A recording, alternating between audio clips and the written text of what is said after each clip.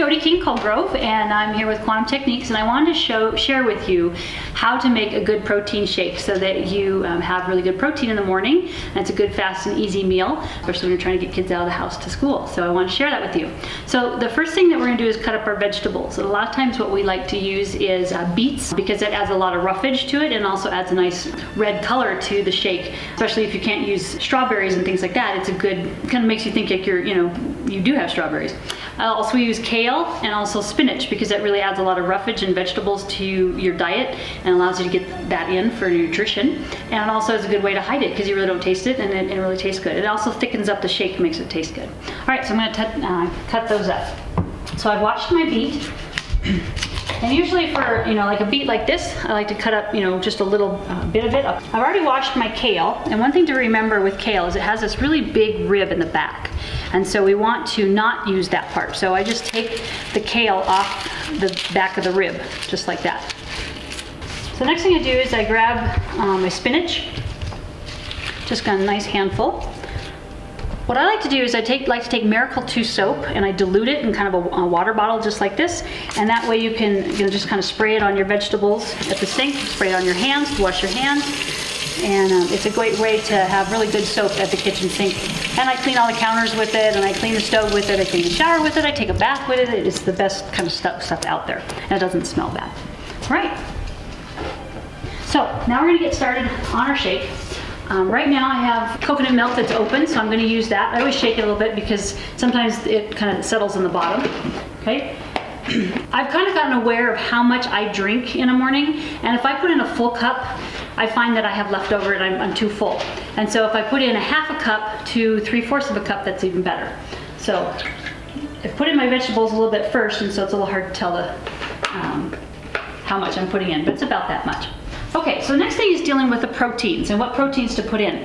One of the favorite proteins that I like is rice bran protein, and I like it so much that I've on order with A to Z products because I ran out. So that's a really good thing to use is the rice protein. Another one that's really good to use is hemp protein. It makes the shake a little bit more gritty, but it also is very good. And it's going to be a little bit gritty because you are putting the vegetables in it anyway, so you can kind of mask that. But that's a really good protein if you're bad on dairy. Some of the other things that you can use is the whey protein. Sometimes people test okay on whey but don't test good on protein, so that would be something to check. Dr. McCullough has lots of different flavors, whether it's strawberries, blueberries. They even have one that's chocolate and also peanut butter. So those are different things that you can use, but definitely test to make sure it tests good on you. Then you can also just get a whey protein from Whole Foods. This is from Wholesale Nutrition. I've used theirs for quite a while. It tests really good, but it is also a whey product that's also cheaper.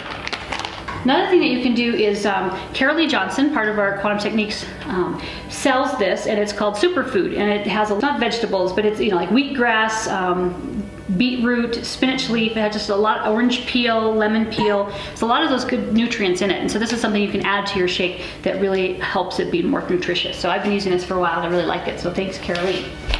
So I have just like a little scoop in here, and for me and for what I'm trying to do, I usually do half. Okay, and then I'm going to do the hemp. Whoo! Inhale the dust. I'm going to do a little bit of hemp protein. So again, I have another scoop. I'm going to do a full scoop of that. And it's a little scoop, and so then I'm going to try to do, with this whey protein here, I have kind of a bigger scoop.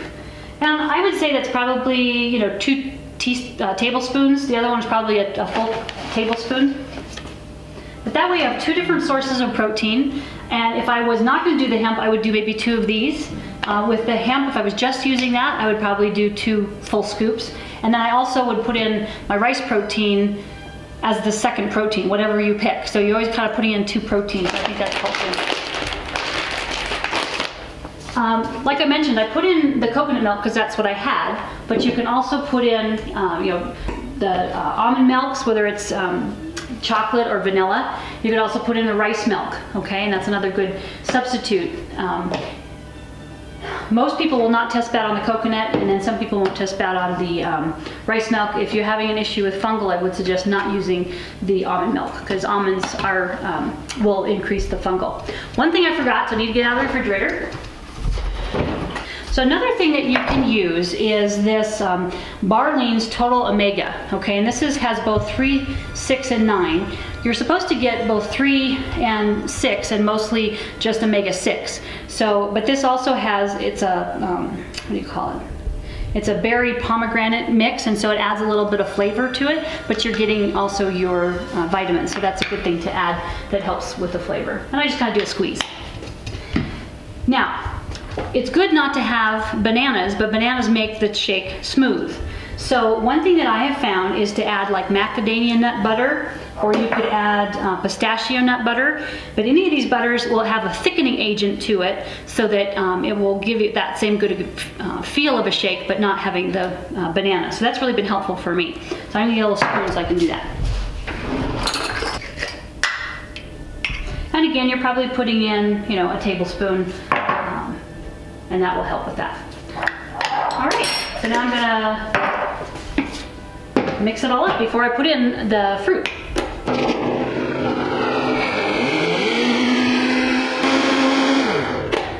I let it run for quite a while because that way it really chops it up, and so then you also don't get a grittiness flavor to it. So now I'm gonna get my fruit from my freezer. And I find it's really better to use frozen fruit because again, it makes it more thick. It also makes it cold, and protein shakes are much better to drink cold. So a lot of times people are not bad on blueberries, so I use a lot of blueberries in my shakes. I also like to use frozen cranberries because they don't have a large sugar content, and for women it does help prevent against urinary infections. So it's a really good thing to add, and it's really simple. And I actually, as I dump them all on the floor, what I find is that the cranberries, when they're frozen, they actually are a little bit more sugar to them, so they're not so tart, which is kind of neat. Other things that you can use are frozen mango, frozen pineapple, and also frozen peaches. All of those are really good to use. So test and find out what works for you.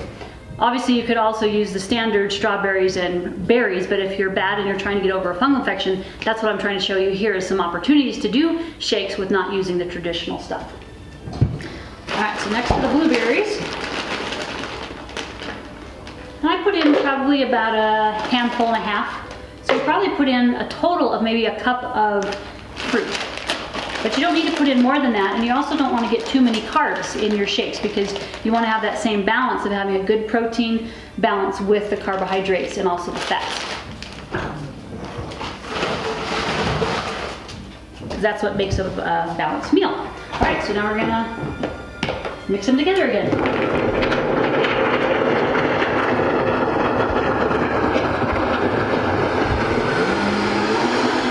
I got the Vitamix because it really does mix up things really well. So it's worth the investment. All right, so you have a nice shake and it shows up nice and red because you have your beets in it and it really tastes good. So that's how you make a protein shake, and I appreciate William King Colegrove helping us have this kitchen to be able to make our shakes in. So thank you much, and I'm glad hope you enjoy our shake.